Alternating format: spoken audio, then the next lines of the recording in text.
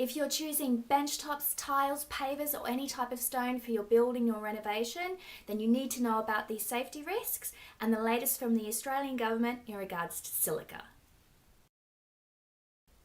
Hi everyone! If you're thinking of building or renovating, then this is the place to be. I am Nikki, CEO and founder of Totally Wicked Group, and welcome to our Totally Wicked Live. We do these once a month with their pre-recorded, but we have people online right now to answer all your questions.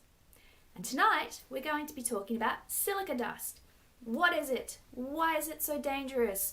What changes are happening in Australia right now, 2023? And what does it mean for the building and construction industry, especially if you're building or renovating? So what is silica? Warning, there's some science ahead, so stick with me, it's not going to be very long. Silica is a naturally occurring compound that consists of silicon and oxygen, and it is present in loads of different things like soil, clay, rock, sand, even water.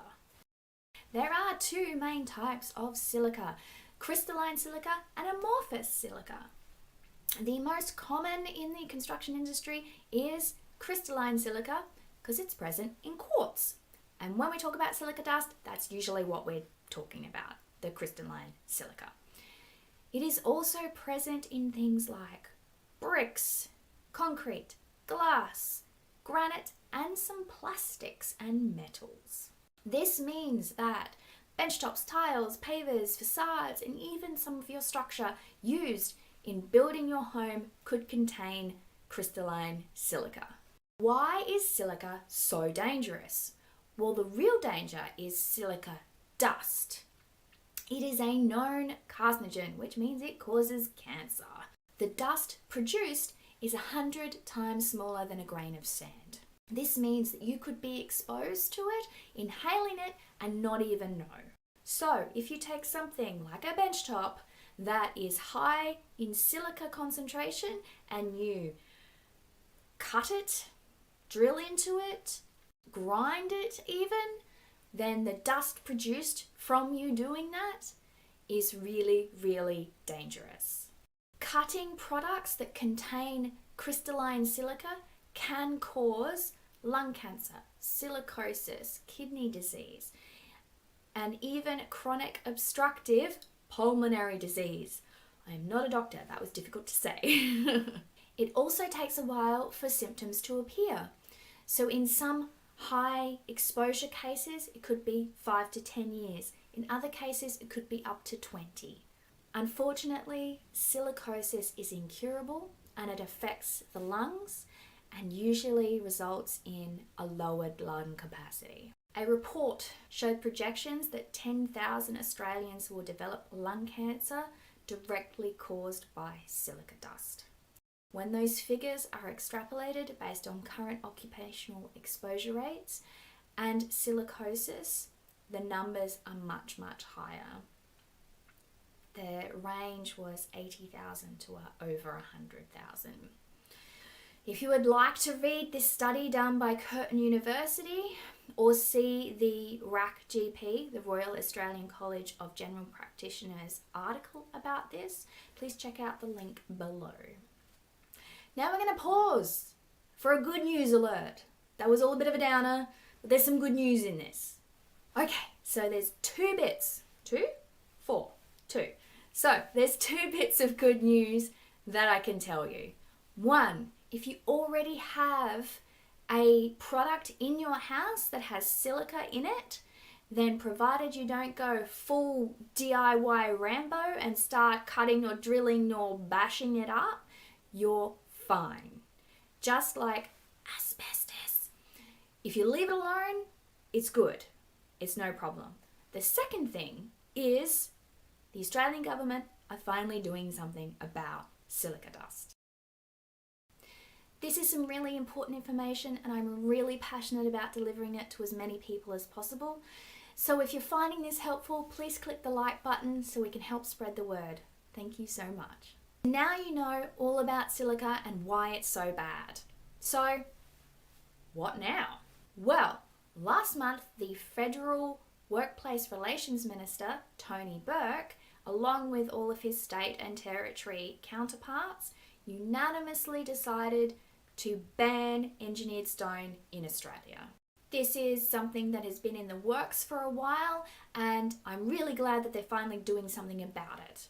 So what they're doing now is Safe Work Australia has been tasked with going through the process of looking at safety, looking at the bans, and what that will look like in the future. From a construction industry perspective, this is probably some of the biggest news that we have had in terms of banning of products since asbestos 20 years ago. And of course, you have to whisper asbestos because it was so bad. Now, to be fair, there are currently some workplace health and safety laws in some states that do mitigate some of this risk. But to my knowledge, this is the first time that a national approach has even been discussed, let alone agreed upon. So that's awesome. But what does this actually mean?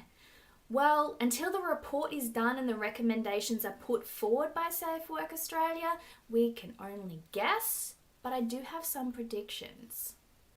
I don't think that they're going to completely ban all engineered stone or all stone, at least not to begin with.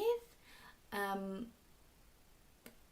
feel like the high concentration crystalline silica like quartz is definitely going to be taken off the market. There is some talk of it being just 40% concentration being okay, but to be completely honest, given the 5, 10, 20 year markers, maybe that's just a lowered risk and people might still be developing these issues later on down the track with a 40% concentration of silica in benchtops. So I feel like we don't really know. Yes, it's better than nothing, but still, for the sake of something that can be easily replaced with something that we know is much safer, I don't know. But the problem is there is so much engineered stone out there, and there will be suppliers who have stock. What are they going to do with it? Are they going to go bankrupt because of these new rules? That would look really bad. So I think they're going to start with the 40% or some sort of number, which should come out in the recommendations. And then they'll go from there and gradually phase it out. A little bit like the asbestos. But what does that mean for you? If you're a builder or a renovator, the point is engineered stone is likely going to cost more. The safety equipment required for cutting and removal and disposal of these products is going to go up, which of course means they're going to pass that cost on to you. There's a potential for insurances and work cover, things like that, to go up as well, as people who have been working in this industry are starting to get to that 5-10 year mark of being diagnosed with silicosis or lung disease or any of the other things that I was just talking about. So that whole area of supply is likely going to become more expensive for the consumer. I also want to know what is going to happen once the bans come in. Will there be fines for people who are using them? And as a consumer, how are you going to know if it's containing silica? If you go to a shop and it's a reputable dealer or it's a family-run business and you say, hey, I want a stone benchtop, but I want to make sure that it's, there's a low concentration of silica in it, they can say, oh, yes, sure, but how are you going to be able to tell? So it's going to be very interesting to see how they do that as well. If there's anything else that you are concerned about or that you think might be an issue down the track, please post in the comments. We would love to hear what you think about that or what your predictions are for how they deal with this. So over the next few months, we're going to just keep an eye on what Safe Work Australia are going to be putting out as their report, recommendations and the like, because this affects design, manufacturing, installation, renovation, all of those sorts of things in Australia right now. So stay tuned. So until we know more about what's going on, what are some safer alternatives? So next month we will be going through different bench tops you can use for your kitchen or bathroom that don't have this high silica content. There are pros and cons to each, so we'll go through as many of them as we can so that you can make an informed decision. Now, if you want to be alerted to when that is on, please click the subscribe button and don't forget to ring the bell, otherwise you might miss the notification. In the meantime, if you are designing or building a new kitchen or bathroom, you can check out these videos here. Thank you for tuning in. I am Nikki, CEO and founder of Totally Wicked Group. Hope you have a totally wicked evening.